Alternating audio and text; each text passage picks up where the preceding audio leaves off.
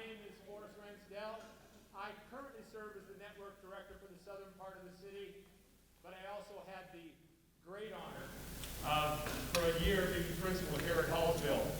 So when I was tasked with the bittersweet job of overseeing the closure of this school, it gave me a lot of context about the people and the kids and the community. And so I can't say it made the job easier, but at least it made it approachable. I'd like to begin with some introductions for you today. I'd like to begin with Her Honor the Mayor, Honorable Joyce Craig.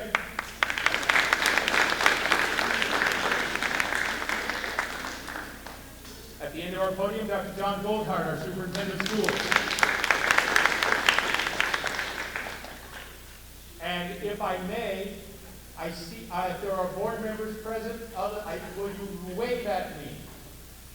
There we go. Leslie Want is our vice chair.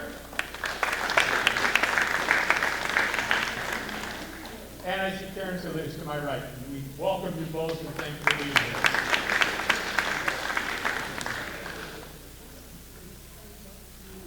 Schools are about relationships, and this building has 130 years of relationships. Probably the most interesting story about this building, how many of you went to school in this building? Congratulations, you may know this story, but I find it fascinating. The building was constructed in 1891 as, I believe, East Manchester Elementary School. And by 1908, it had outgrown itself. There were more students than there was space. So they did an amazing thing in 1908. They took this building and cut it down the middle, lifted it off its foundations, spread it apart, and built an addition in the middle and reconnected those two halves. If you go outside and look, you can sort of see, even now, the minor differences in the brick, and you can see where that happened. One of the key pieces of those relationships, if not the key piece, are teachers and kids. That's what it's all about. In the end, that's who we remember. We always think back. I bet most of you can still name every teacher, first grade through 6th or 7th at least. They get a little fuzzy in high school because you end up with so many of them at any one time. But those relationships make all the difference in the world. And most of us are who we are to a large degree because of the way our teachers touched our lives. I know I am. I didn't set up enough chairs. I didn't have a concept of how many. But if you were a teacher at Hallsville, were at any time, will you please stand or raise your hand and leave it in the air?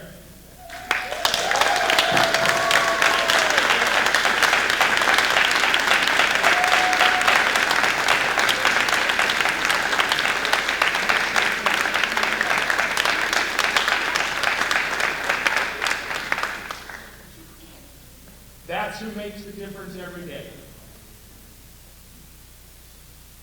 Schools are teachers.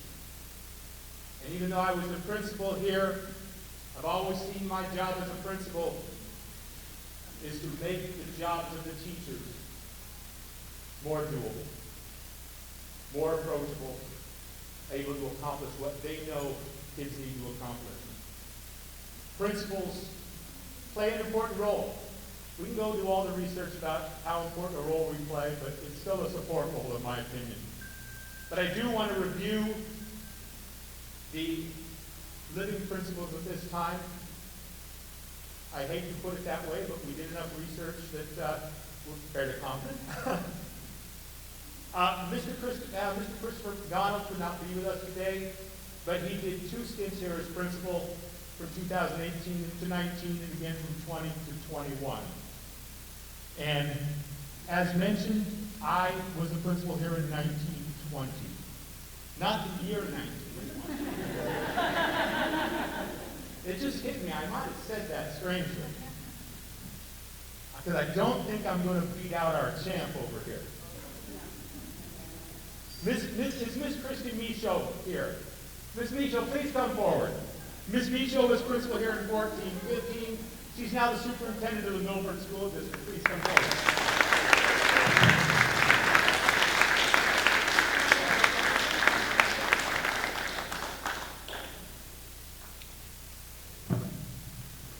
We have for you a certificate of recognition and appreciation, along with some commemorative items that everybody's receiving today. And again, we thank you so much for your time here.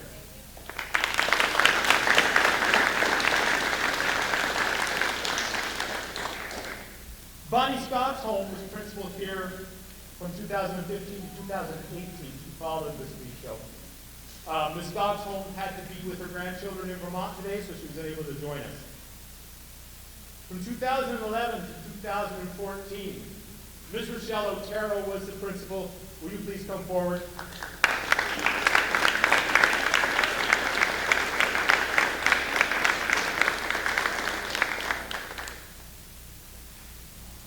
Thank you so much.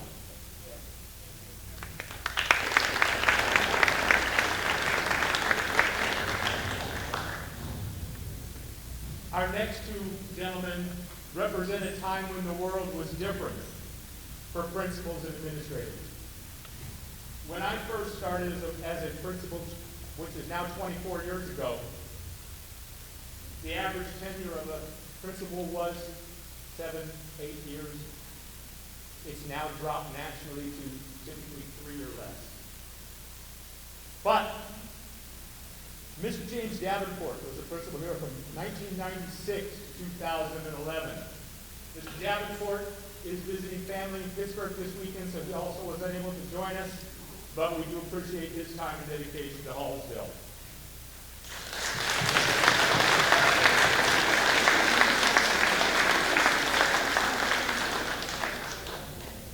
I understand that there is a surprise administrator in the audience, or at least the potential for one. Is Mr. Mason present? Does not appear so. When we were doing our research, with all honesty, Mr. Shea, we thought you perhaps were the oldest living administrator, and well earned. But we've actually come to find that one of your assistant principals, Mr. Mason, is 94 years old and was planning on being with us today, may yet come in at some point. Oh, I apologize, it's Murphy. I don't know why I've had Mason in my head all day. Mr. Murphy was one of your assistant principals and is still a local resident, and so we thank him for his service. That leads us to the champ. Back in a time when principals landed and led schools as careers. I say this with no ill intent. Mr. Shea became the principal of Hallsville Elementary School the year I was born.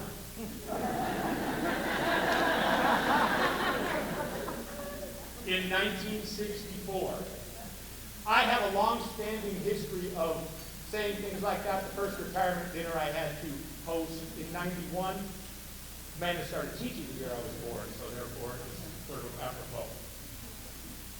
And he stayed at it and led and pushed and cared and loved until 1996, 32 years later.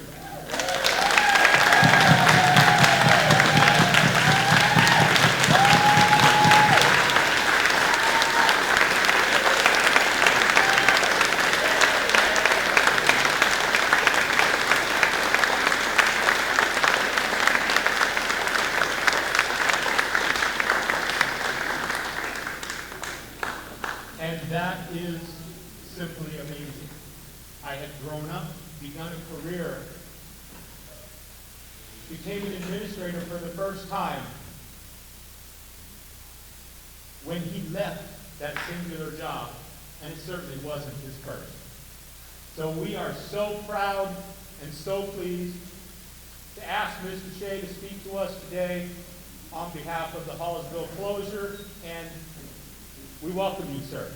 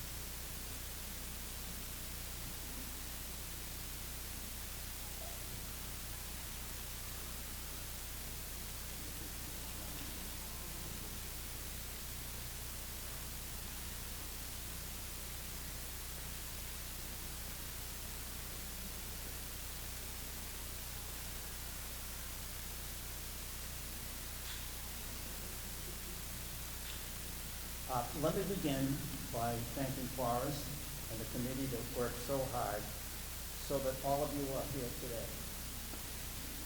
When you gave me this ovation, I thought of the ovation should have been and is meant for all the wonderful teachers that were here. In other words, I'll get into that, but let me begin by saying that one of my heroes was Vince Lombardi. And Vince Lombardi coached the Green Bay Packers. And I wrote him a letter one time thanking him for all of the good things that he stood for. And in the introduction to this particular ceremony, there is a quote that goes something like, how important it is for something to be realized because everyone works together. That can apply to a school, it applies to a family, it can apply to anything and everything, a school, a team, and so forth. So Vince Lombardi begins our discussion today.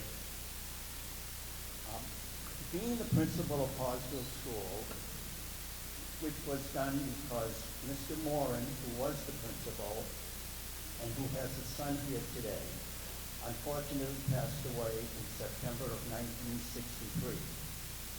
I was teaching in a split class at Emma State School with, believe it or not, 40 students. I came to Hallsville School in November of 1963, and I had an excellent staff, a veteran staff, with a population of approximately 700 students. Students were everywhere. They were across the street with Mrs. George, who had 90 in her kindergarten classroom. Mrs. Gurney was downstairs in the supply room. We had seventh and eighth graders here. So it was really a wonderful atmosphere, but it was, at that time, quite crowded. So being the principal of Hallsville School for 32 years is both an honor and a privilege. It's been filled with joy for me and love. And in every way, I tried to be that principal for all the children. Each and every child, in my opinion, and in my eyes, was precious. In fact, my own children came here, and I said to the children here, I treat you and I will treat you as I treat my own children. No different. So love and joy was practiced by me And I did that because I wanted every teacher to see, to observe, and to know that the best way to know the teaching profession, which is a very difficult, it's a very hard mentally and physically type of profession. But if you do that with love and with joy, it will be so much better for you and for the children. During my years at Hallsville School, students then, in my judgment, were blessed with capable and dedicated teachers. I might have been the head, but they were the heart of these particular students. In other words, they were the ones that lived daily with the children and also with other faculty members as well as other people that came into the school building. The parents, who many of you are here today, were exemplary in working with the teachers and with the other people of our staff. Wonderful people, great people. I mean, a real dedicated type, so that when a child had a problem and the teacher called you, you worked together with the teacher and the teacher worked together with you. And that meant that it benefited your child and it benefited the other members of your family because the example was thrown, in other words, the example was shown through each and every child that came. Our parent group raised funds to provide students, and this was led by different people throughout the years, but more especially by 4 people: Mrs. Garno, Mrs. Madison, Mrs. excuse me, Mrs. St. Pierre, and Mrs. Wheeler, who were devoted parents of their particular children, but also made sure that every child was cared for, whether it was a field trip, special ceremonies, and so forth.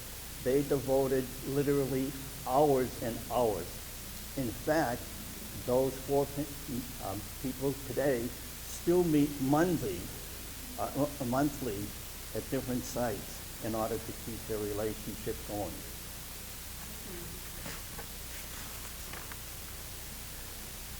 Who can forget the countless hours that Miss Cullity, who's here, and Miss Cullity, just raise your hand.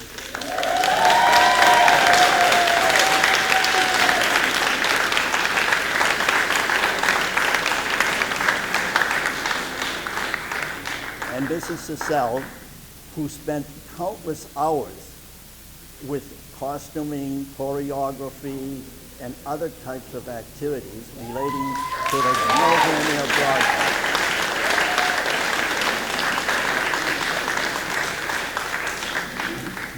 Nowhere near Broadway was the talk of the city.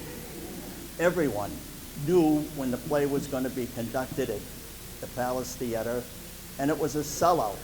And these 2 teachers, plus parents, devoted so many countless hours after school auditioning the children, making sure that they understood their parts, etc., etc. And this has led to a couple of these students going either to Broadway or to other sites because that was their vocational training that they were able to give the children. In closing, I want to cite a few things that kind of are interesting. Oh, Recognize him? yes, Harold.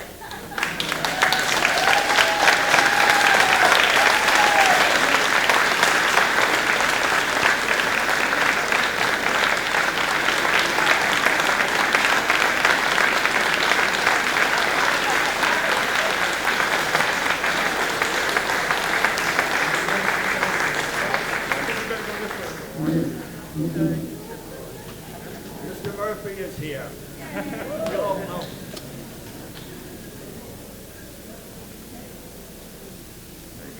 Yep, I think so, yeah. There you go. My old one? You just step forward and I'll put the chair back in the spot for you. Oh, thanks.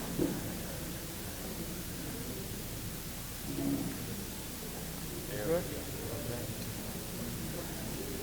Yeah. For those of you, Mr. Murphy was my assistant principal for, I don't know how many years, Harold, but About 20, I think. at least 20, you know? And there's many stories I could tell about Harold, but, but Please don't. well, there was one I'll tell you. I think Tony Zebnik is in the crowd here today, and Tony mentioned to me that Mr. Murphy had an app. He would kind of take out the $100 bill or so forth, but he had an app once in a while, and I hope the superintendent isn't upset with this. He'd give Tony a little bit of a hair pull. So what Tony did was, he told his father and mother, and they said, hey, you deserve it. But he said, I think what I'm going to do is get a baldy. So he got a baldy. So he couldn't be his hair couldn't be pulled anymore. Is that right, Tony? Well, let me give you a couple of tidbits now in closing. From 1963 to about 1984, I had no secretary, which was fine with me. So every girl in the 8th grade initially, and then it went down to the 6th grade, had a chance to answer the phone. One would train the other, and they did a great job. So during their lunch period, they would come down to the office and they would answer the phone, or in Mrs. Ingles' case, she remembers that she used to run errands and so forth when I'd send either notes and so forth. So that gave every girl a chance to exercise their skills. And I can tell you a couple of them could run the school. They were so talented. I don't mention that, but they were really talented. Now, the second tidbit that I want to mention is that the boys were in charge of the supply room. And the boys would go down and, you know, they would pass out supplies every Friday and so forth. Well, the big talk of the school at a later date was that there were 2 or 3 of them that were kind of goofing off, and they weren't keeping, you know, the supply room going, and they weren't really following it. So they were removed, and 3 girls took over, and all of a sudden you could eat off the floor in the supply room, and everything was going great. Another incident would be like the boys are playing kickball, and I was a referee. And the game was going on very well, and the bell would ring. And one of the kids would say, Mr. Shea, the bell rang. And I said, that's all right, we'll finish the inning. What kid wouldn't like that, to finish the inning in order to make sure that they can come in and then have a happy day in the classroom?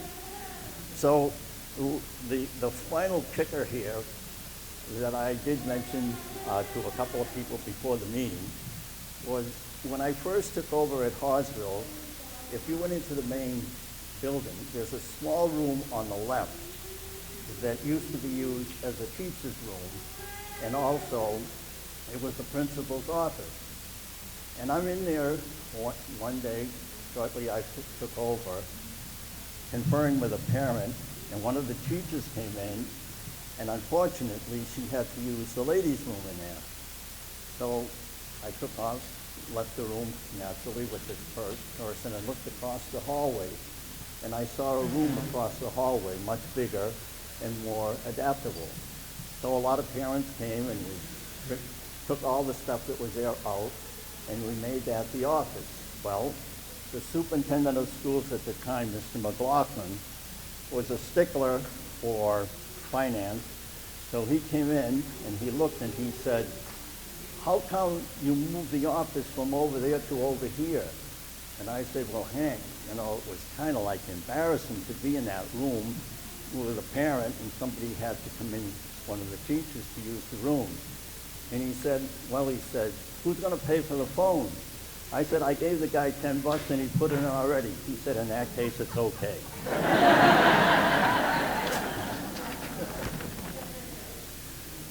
So for all the students of Hallsville School, I hope it was and continues to be, in your memories, a happy place.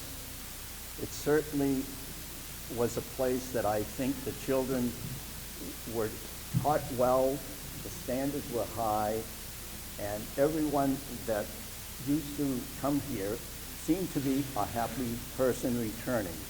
In fact, a few years ago, a sixth grade class that celebrated, I think, 25 years having graduated from Hallsville had a class reunion, what is kind of like unheard of. In other words, I know the mayor's husband was a kindergarten and I think a first grader or a second grader also came.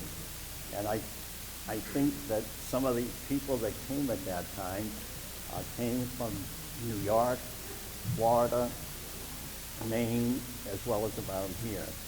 So it showed how much they cared about their time here together with them, with each classmate and so forth.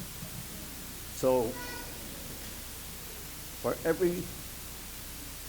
in concluding, I just want to mention that for everything there is a season and a time for every matter under the heavens. A time to be born and a time to die.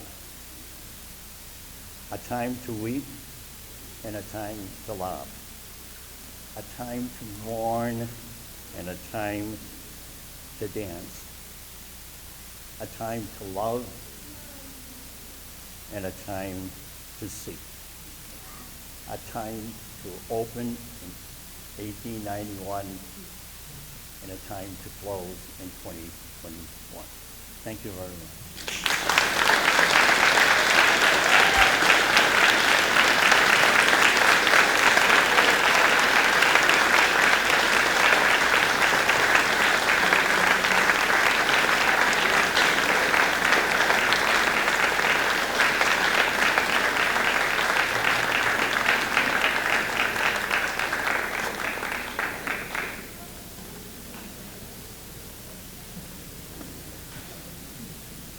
Before we move into the principals and the superintendents and the mayor's remarks, I also have someone I would like to briefly acknowledge. Someone who's been here on this staff a very, very long time and was very, very helpful to me as I transitioned not only 1 year, but my first year as an elementary school professional. And it was an amazing thing on the second or third day as I realized that it wasn't going to change when I walked down the hall. And all of a sudden I had 6 kindergartners dragging on my leg. And I learned to love it. But this person was of immeasurable help to me and has been of immeasurable help to Hallsville for many years. She was the teaching assistant principal and at times the acting principal. And I have Patricia Ozier come forward, please.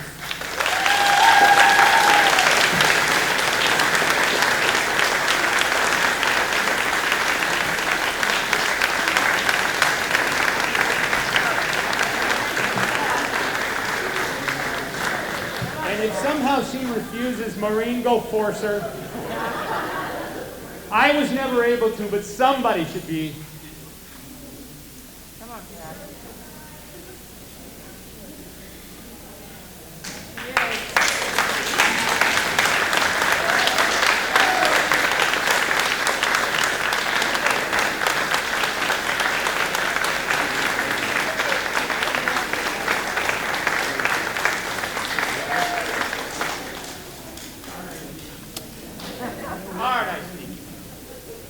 Thank you, Pat. That does serve as an official gotcha. I'd like to introduce our superintendent of schools to make a few remarks about today's occasion, Dr. John Goldhart.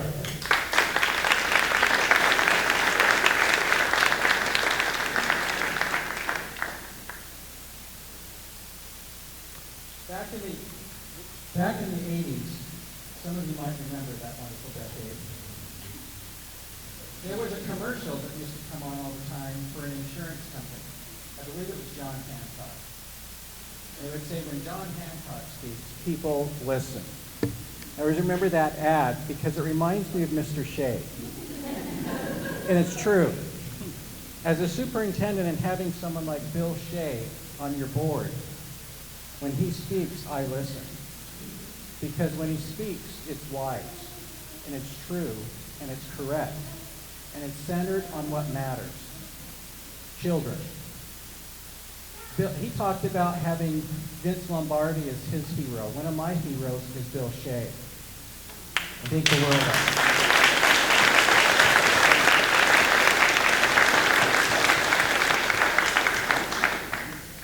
In the time I've got to work with him, I've asked for his counsel many times, and I listened.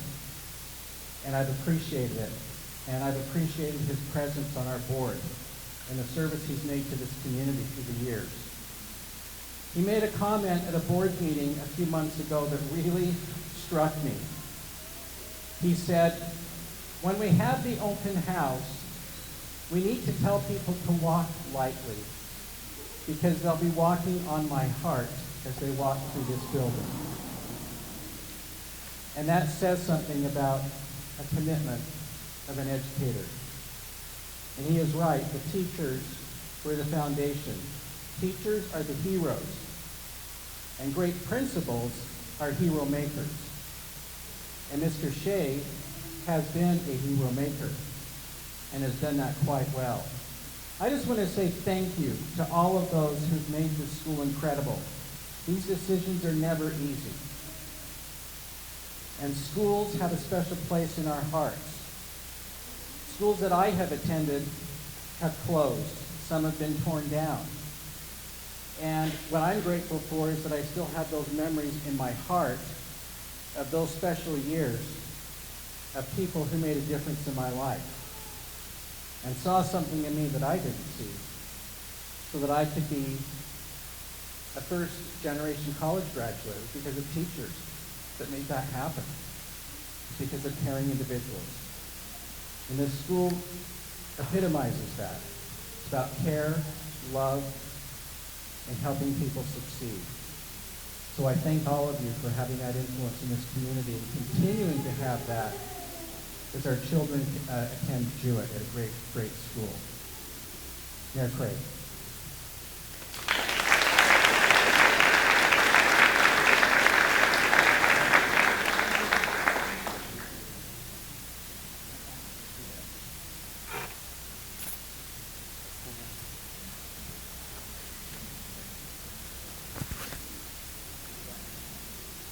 Good afternoon.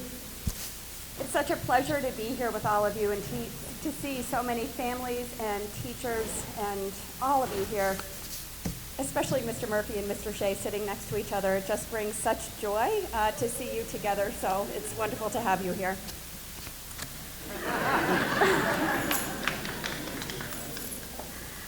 Hallsville plays such an important part in our city's history.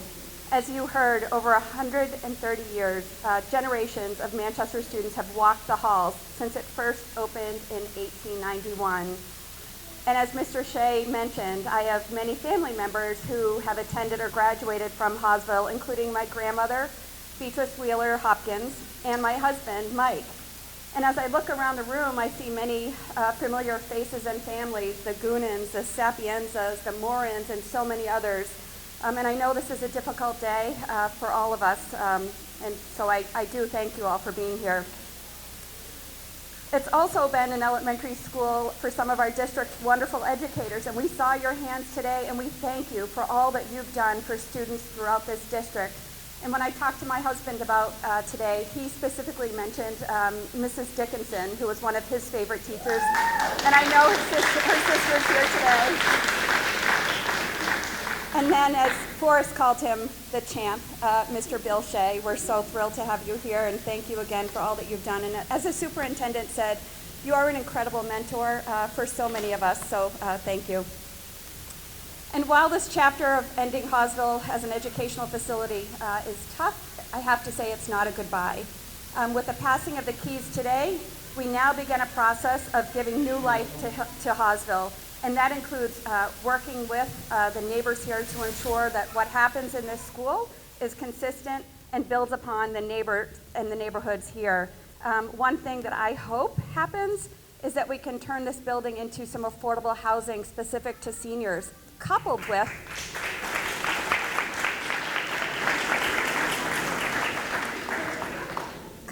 a Head Start program for our youth, so really mixing the two.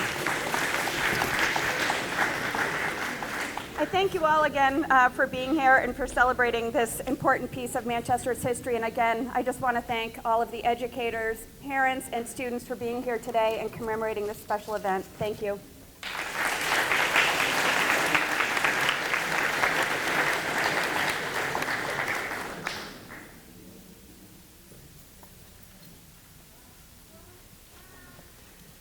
So Mayor Craig, can't hear me through this. We're symbolically giving you these are actually the keys to the building, but I know we'll need them back, so we can still get in. Symbolically giving, on behalf of the school district, the keys to this school as the city of Manchester takes full ownership of this building and the memories that are with it as well. And we're so excited to hear about the next life of Hallsville Schools so we can preserve this gem of a building. So here you go. Thank you.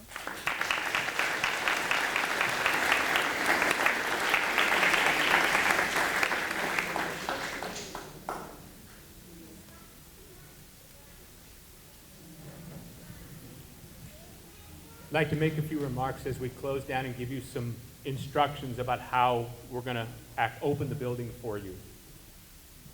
But again, I'd like to circle back and ask if you are a teacher, a para, a custodian, a food service worker, anyone that has touched the lives or worked with an administrator, an administrative assistant, anyone who has worked in this building and touched this community, please stand or raise your hand again.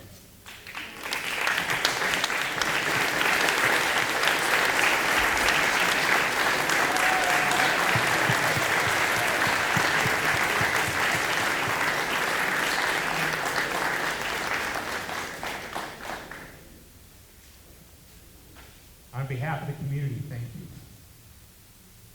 for what probably is 8 generations of students who have gone through this building and been touched. When I was asked or tasked by the superintendent to facilitate the closure of Hallsville, I had a couple of sleepless nights because the logical solution, the most logical solution, frankly, may have been to send some kids to multiple schools. But in order to honor the community, I'd like to think that in some ways we were able to repeat the 1908 miracle, just doing it with Jewett.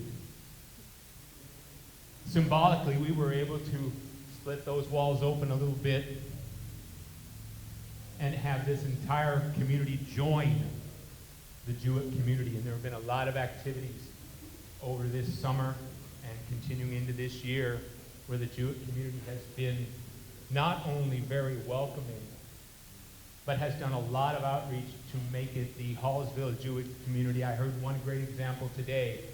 You know, schools often have color days, school color days. Well, everyone wear green, everyone wear blue, or everyone wear red. Jewett decided that since red and blue make purple, that everybody needs to wear purple. And they did that.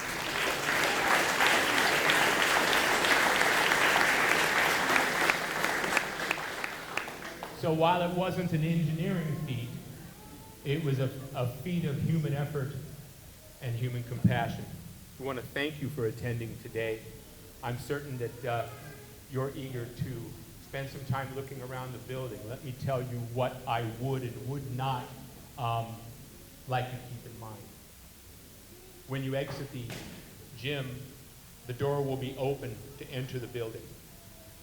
There's a glass arch there. Just past that, you will find a gallery space that has artifacts from Hallsville's history. The bell I rang to open today is my understanding an Hallsville belle from the turn of the last century. And so we are actually very pleased that the owners of the Hughes House on Mammoth Road, who have some Hallsville memorabilia from prior to what we even had, also have a table set up in there for you to look at. Just we ask that you not touch any of the material. We are going to be moving all of that material to the Manchester Historical Society so that they are able.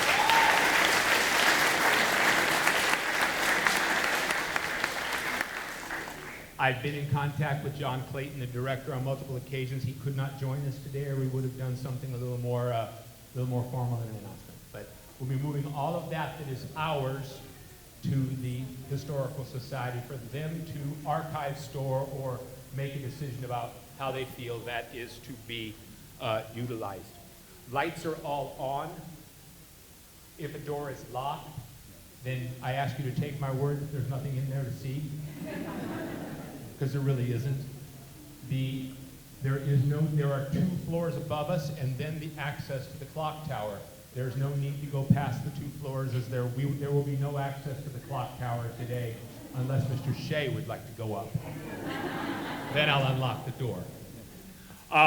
So we thank you for coming today. The building will be open until 5 o'clock. You are welcome to wander around and tour. I'm going to close with this.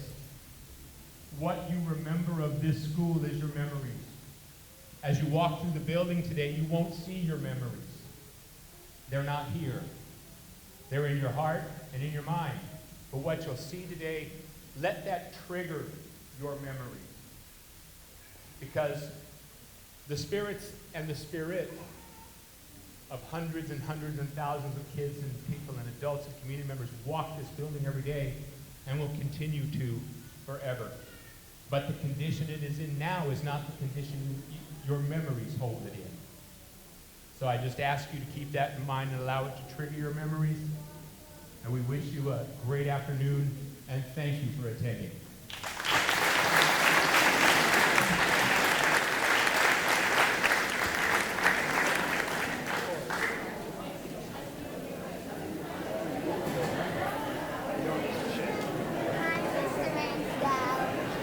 Hey, kiddo. How are you? Good. Great to see you. I had you in 6th grade. Oh, no kidding. When Mr. Shea just started, I was in Mr. Rimley's 6th grade I class. bet he'll remember you. You remember her? Parenta, but you won't remember the name. I do. You do. So good to see you. I wish I could see you. But my vision isn't too good. It was the first you were there, Mr. Shea started. I mentioned it to him. You okay? I wanted to say hello to you. Take care of yourself. And I went to school with Christine too, so. Oh, no kidding. Over at St. A's or Memorial? At St. A's or Memorial? Okay, yeah. Oh, well, tell her I saw you. I remember in the boat 6 years. I still remember it. Steve Bodette. I don't think I look the same. I would have recognized you.